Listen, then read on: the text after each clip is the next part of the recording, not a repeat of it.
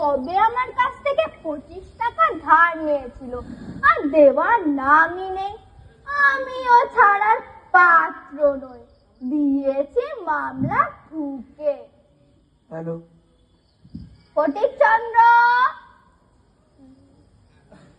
ও ফটিকচন্দ্র, বাড়ি আছিস নাকি? আজ্ঞে কর্তা, আছি। সে কবে আমার কাছ থেকে 25 টাকা ধার নিয়েছিলিস? সুদে আসলে তা 500 টাকা এসে দাঁড়িয়েছে। আজ্ঞে কর্তা, অনেক কষ্টে মাত্র 100 টাকা জোগাড় করেছে, তাই নিয়ে মামলা তুলে নেন। 100 টাকা মাত্র? 500 টাকার 1 পয়সাও কম নয়, সে তোকে আগেই বলেছি। আজ্ঞে কর্তা, আমি গরিব মানুষ, অতগুলো টাকা আমি পাবো কোথায়? কোথায় পাবি তা আমি কি করে বলবো? এই টাকা দিতে পারলে তো দে, নয় জেলে যা।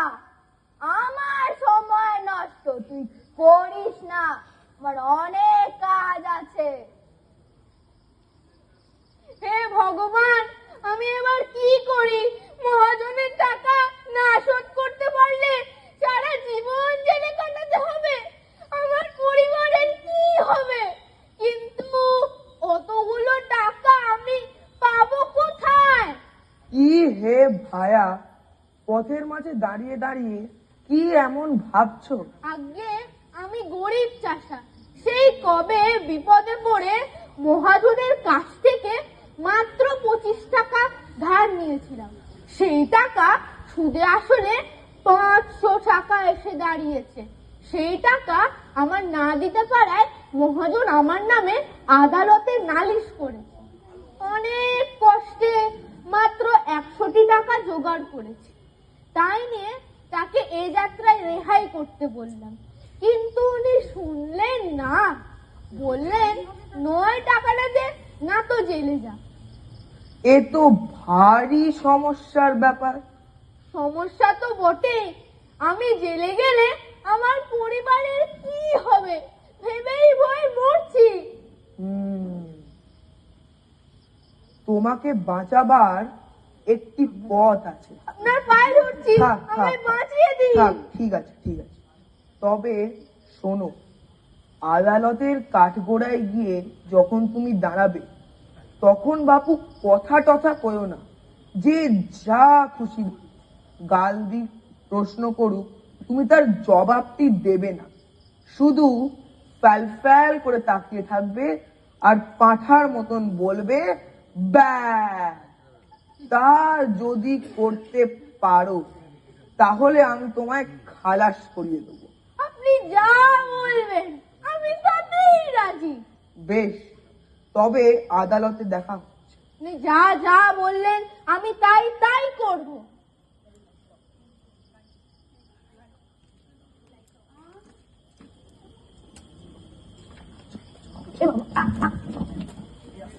কার আছে দেখো। না না,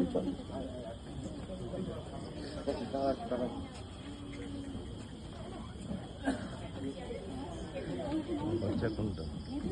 বাচ্চা কোনটা? ওই যে আয়োজন আচ্ছা, চিনতে পারি আমাকে? হ্যাঁ, তাই ভাবছিলাম ড্রেসটা পেলে ঘুরতে গেছি।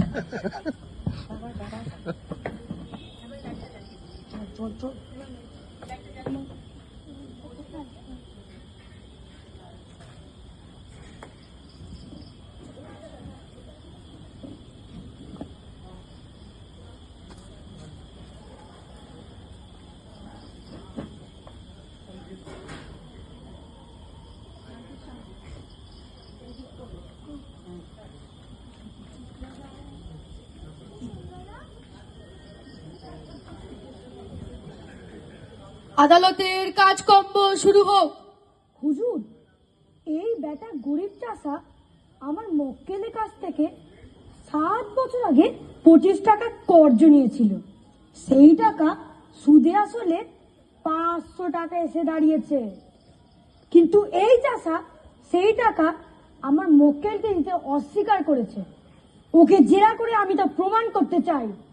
দোষী সাব্যস্ত হলে ওকে আপনি ফাটকে দেবেন হুজুর। জিজ্ঞাসাবাদ শুরু করুন। 7 বছর আগে 25 টাকা কর্জ নিয়েছিলে? খবরদার, বল নিয়েছিলিস কিনা? হুজুর, আসামির বেয়াদবি দেখুন। ফের যদি অমনি করিস আমি তোকে ফাটুকি দিয়ে দেবো।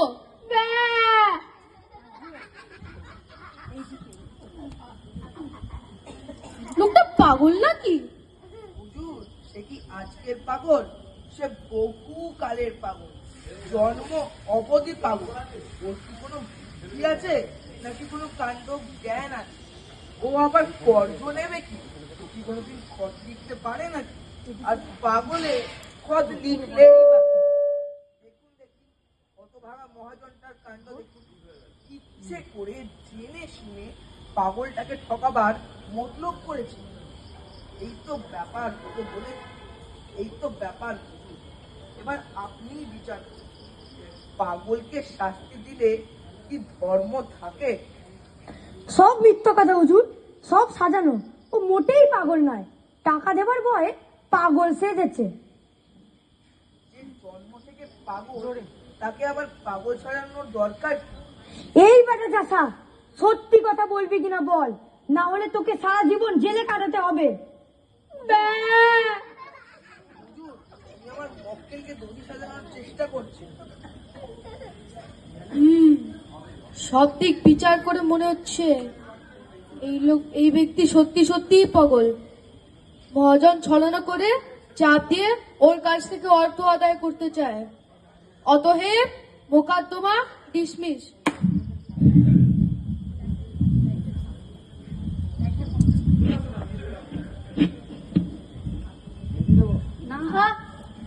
হায় হায়